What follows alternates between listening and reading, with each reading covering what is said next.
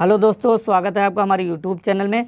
आज हम कुछ ऐसे महत्वपूर्ण प्रश्न लेकर आए हैं जो कि गवर्नमेंट जॉब के एग्ज़ाम में बार बार रिपीट होते हैं, यानी ऐसे प्रश्न जो लगभग हर एग्ज़ाम में आपको देखने को मिल जाएंगे। तो ये वीडियो उनके लिए भी उपयोगी है जो गवर्नमेंट जॉब की तैयारी कर रहे हैं, और उनके लिए भी उपयोगी है जो गवर्नमेंट जॉब की तैयारी करना चाह रहे हैं। यानी हर वो छात्र इस वीडियो को देखकर आगामी एग्ज़ाम की तैयारी कर सकता है जिसमें सामाजिक विज्ञान का पोर्शन पूछा जाता है, चाहे वो टीचिंग के हों, नॉन टीचिंग के हों, DTPLS-B, KBS, NBS या फिर रेलवे या SSC से संबंधित कोई भी एग्ज़ाम हो। तो चलिए शुरू करते हैं आज का अपना पहला प्रश्न। और आपको हम इस तरीके से पढ़ाने का प्रयास करेंगे कि एक प्रश्न से आपके कम से कम 2 या 3 प्रश्न क्लियर हो जाएं। चलिए, पहला क्वेश्चन है हमारा कि गुरु नानक जी का जन्म कहाँ हुआ था। तो गुरु नानक जी का जो जन्म हुआ था वह अमृतसर में हुआ था, और अमृतसर कहाँ है? तो भैया पंजाब में है। ठीक है, कहाँ है? पंजाब में। अगले प्रश्न की तरफ चलते हैं। अगला प्रश्न है हमारा कि दिल्ली चलो का नारा किसने दिया। तो सुभाष चंद्र बोस ने दिल्ली चलो का नारा दिया। सुभाष चंद्र बोस ने दिया था, और दिल्ली देश की राजधानी है जो एक केंद्र शासित प्रदेश भी है। अगला है कि भारत के संविधान का पिता किसे कहा जाता है। भारत के संविधान का पिता डॉक्टर भीमराव अंबेडकर जी को कहा जाता है, और संविधान लिखने में इन्होंने 2 साल 11 माह और 18 दिन का समय लगा था। यानी अगर आपसे प्रश्न पूछ लिया जाए कि संविधान लिखने में कितना समय लगा था, तो 2 साल 11 माह और 18 दिन का समय लगा था। संविधान जो लागू हुआ था, वो आपको बता दें कि संविधान जो लिखकर रेडी हो गया था वह 26 नवंबर 1949 को लिखकर पूरी तरीके से तैयार हो गया था। क्या हो गया था?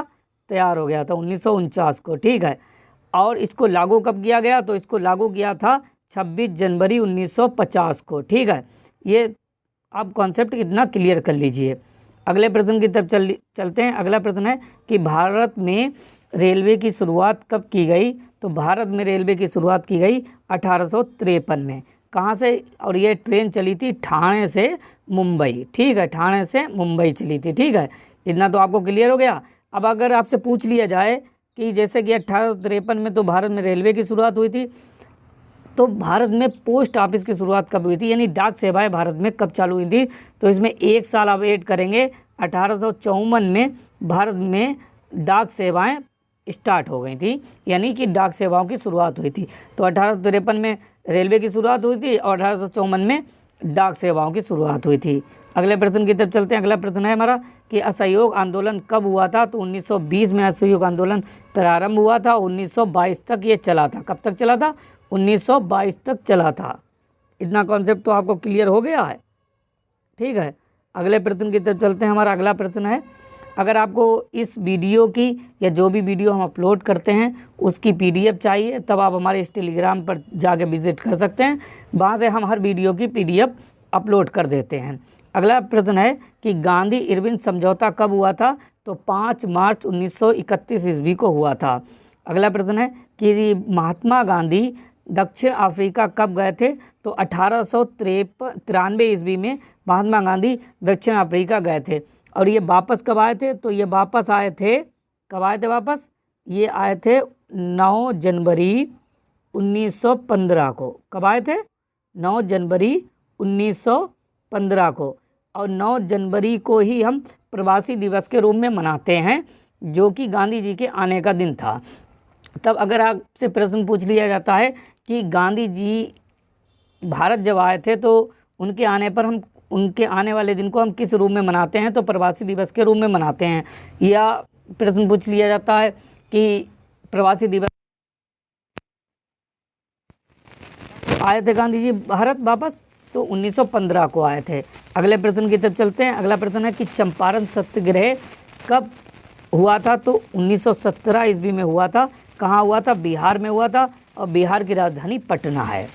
अगले प्रश्न की तरफ चलते हैं। और एक और चीज़ हम आपको बता दें साथ ही साथ कि चंपारण जो सत्याग्रह था जो गांधी जी ने शुरू किया था, वो गांधी जी का भारत में आने के बाद पहला सत्याग्रह था।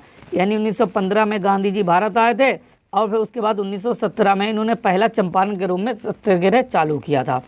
अगले प्रश्न की तरफ चलते हैं। अगला प्रश्न है कि चौरी चौरा कांड कब हुआ था। तो 5 फरवरी 1922 ईस्वी को हुआ था।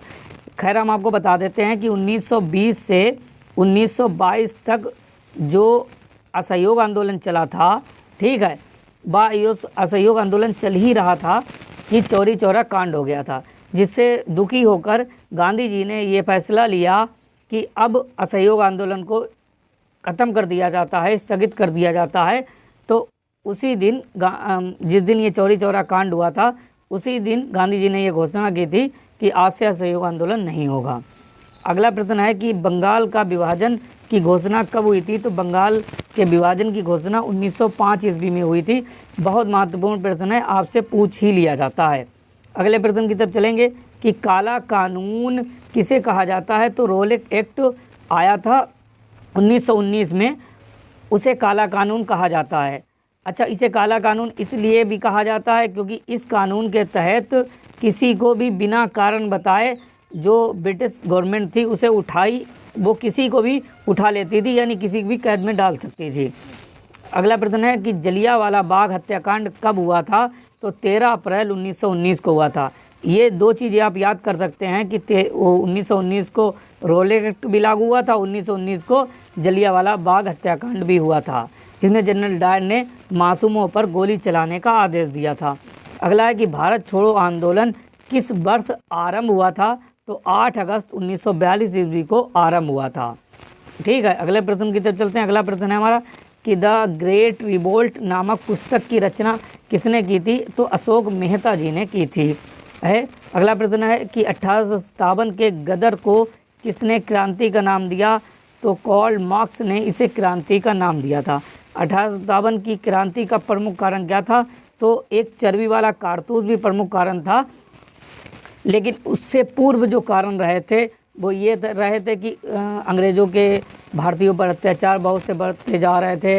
अंग्रेज़ भारत में जो रहने वाले भारतीय हैं उनको धर्म के आधार पर आज़ादी नहीं दे रहे थे, और बहुत से कारण थे जिसमें कर वसूली बहुत ज़्यादा हो रही थी, मनमानियाँ चल रही थी।